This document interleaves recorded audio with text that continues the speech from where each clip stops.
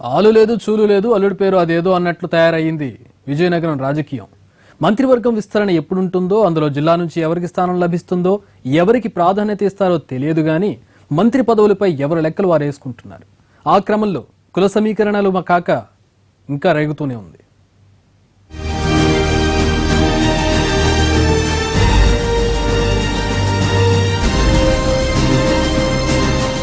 Political circles లో విజయనగరం జిల్లాకు ఓ ప్రత్యేక స్థానం ఉంది.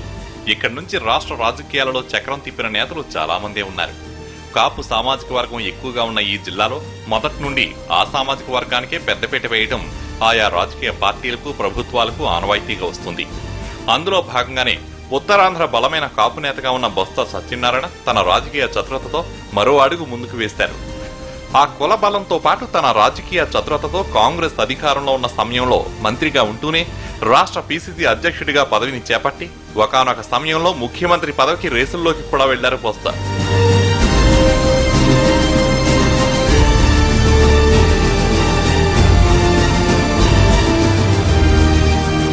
రాష్ట్ర విభజనకు 10 ఏళ్ల ముందు వరకు ఉత్తరాంధ్రలో ఆయన చెప్పిందే వేదం అన్నట్లు కొనసాగింది.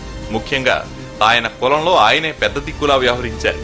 విభజన తర్వాత జరిగిన ఎన్నికల్లో జిల్లాలో 6 స్థానాలు టీడీపీ కైవసం చేసుకోవడంతో పాటు రాష్ట్రంలో టీడీపీ అధికారంలోకి కూడా వచ్చింది. టీడీపీ మంత్రివర్గంలో చీపురుపల్లి నియోజకవర్గం నుంచి గెలుపొందిన కిమిడి కళా వెంకటరావు కుటుంబ సభ్యులైన కిమిడి మృణాలినికి స్థానం దక్కింది. మృణాలిని కాపు సామాజిక వర్గానికి చెందిన నేత కావడంతో సమీకరణాలు కూడా కలిసి వచ్చాయి. ఎవరూ వ్యతిరేకించే పరిస్థితి లేకుండా పోయింది.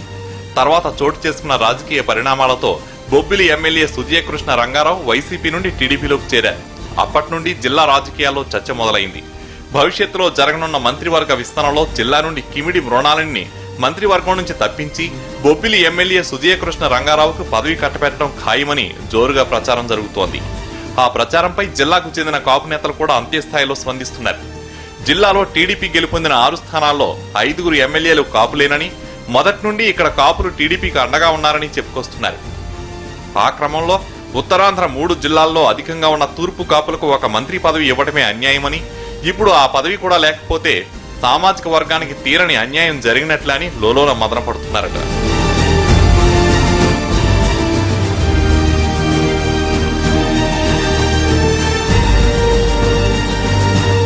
బొత్స మంత్రిగా ఉన్న సమయంలో టీడీపీ నుండి కాపులను కొంతమేర దూరం చేసి తమ వైపు తిప్పుకోవడంలో సక్సెస్ అయ్యారు. తర్వాత సమైక్యాంధ్ర ఉద్యమం సమయంలో కొంతమేర నష్టం వాటిల్లిన తిరిగి వారి మద్దతు కూడగట్టుకునేందుకు గట్టిగానే వ్యూహాలు రచిస్తున్నట్లు కనిపిస్తున్నారు. అందులో భాగంగానే ప్రస్తుతం వైసీపీలో ఉన్న బొత్స సత్యనారాయణ మేనలుడు చిన్న శ్రీను జిల్లాలో అన్ని నియోజకవర్గాలు విస్తృతంగా తిరుగుతూ కాపులను ఏకం చేసే పనిలో పడ్డారట. జిల్లాలో మొదటిసారి ఏర్పాటవుతున్న కాపు సామాజిక భవన్ శంకుస్థాపనను వేదికగా చేసుకుని ఆ కార్యక్రమానికి జిల్లాలోని ముఖ్య కాపు నేతలను ఆహ్వానిస్తూ కాపులు తమవారే అనే సంకేతాలు ఇచ్చేలా పావులు కదుపుతున్నారట చిన్న శ్రీను.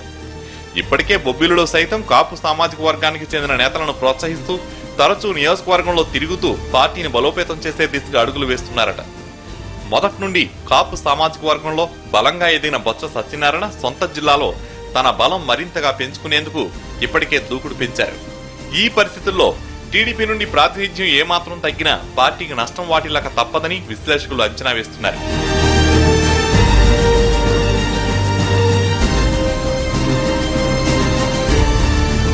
అయితే టీడీపీ కుల సమీకరణాలలో భాగంగా కిమిడి కళా వెంకటరావుకు మంత్రి పదవి ఇచ్చి కాపు కోటాను భర్తీ చేసిన ఆయన శ్రీకాకుళం జిల్లా నుండి ప్రాతినిధ్యం వహిస్తుండటంతో విజయనగరం జిల్లా కాపులకు సర్ది చెప్పుకోవడం ఒకంత ఇబ్బందికరమైన పరిస్థితి అంటున్నారు. ఇప్పటికే టీడీపీ ఎమ్మెల్యేలు కూడా ఈ అంశంపై లోలోన చర్చించుకుంటూ ఆందోళన చెందుతున్నట్లు తెలుస్తోంది.